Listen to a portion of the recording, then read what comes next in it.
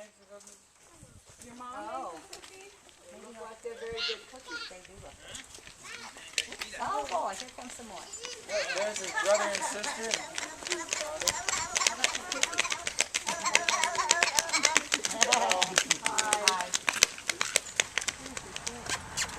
Hi. Yep.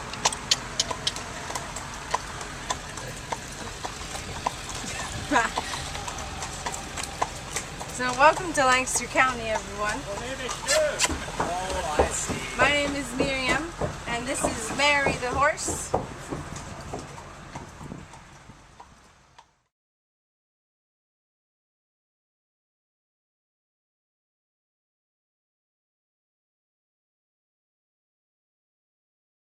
So there are Amish, Mennonites, and Brethren in Lancaster County. And all three of the groups that came from the Anabaptist faith. In Europe, this group had come out and preached about adult baptism, and that was outrageous. And the people were so severely targeted that they phased out. And out of them first came the Brethren. Out of the Brethren came Mennonites, and out of the Mennonites came the Amish. In 1656, the English took over from the Dutch. The first settlers of Brethren arrived to Pennsylvania in the 1630s. The first Mennonites arrived upon the invitation from William Penn in 1710. The first documented Amish families to Pennsylvania came from 1735 and 1737. The major migration of the Amish occurred during the 1820s and 1830s. Now around this time is wedding time for the Amish. They occur on Tuesdays and Thursdays, and it's a whole day event for about 3 hours. Afterwards, there's a full lunch served, and you may have 500 or 600 guests at your wedding. So there will be about 100 people served at one time.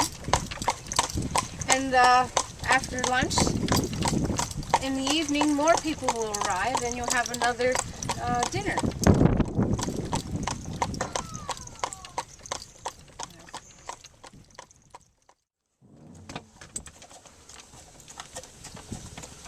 Well, I like what Miriam said. You know, I'm her dad, and I like what she said about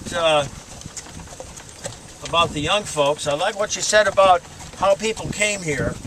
You know, when the English took over from the Dutch, the English realized they had a problem. England was very small. France and Spain were very large.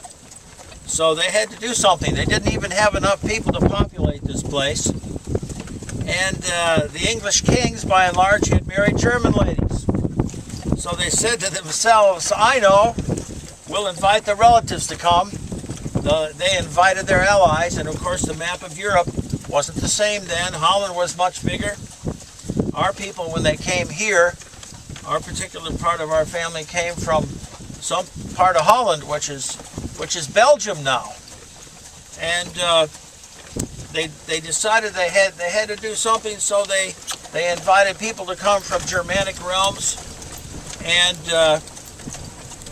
they came from Latvia, Estonia, Lithuania, Poland, Prussia, Russia, Czechoslovakia, Bohemia, Moravia, parts of Hungary, Austria, Transylvania, over through the Pfalz, Westphalia, up into, still from Alsace, Belgium. They filled the country up with German-speaking people, so by the time of the American Revolution in 1776, only 17% of the country was English. 62% was German, and the other 20% were some French, some Czechs, Poles, and other nationalities. I guess I could say a word about cell phones too. You know, folks come here and they think that sometimes nobody has a telephone. Years ago, people didn't have telephones on the place at all. They went over to the neighbors to use the phone, but pretty soon they said, well, we could have a phone in the shed.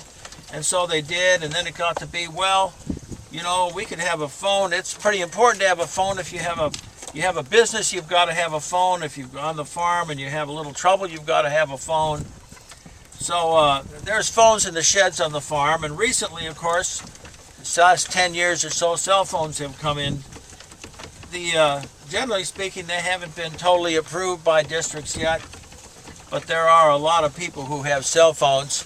You might ask them, well, do you have cell phones? And the average person will reply, well, no, we're not supposed to have them. And you say, well, wait a minute, I didn't ask you if you're not supposed to have them. I said, do you have one? And the answer is yes. So some people have cell phones. There's no wires on them. And we're going to come out to the valley here. And all the farms you can see out here, they're all Amish. Walk.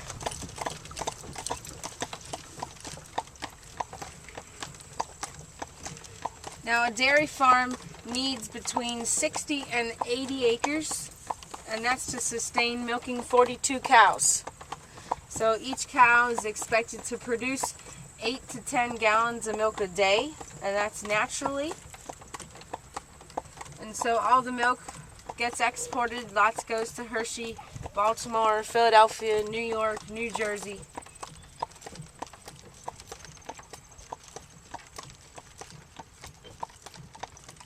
My dad always said if you had a Hershey bar, you probably had some Amish milk and never knew it.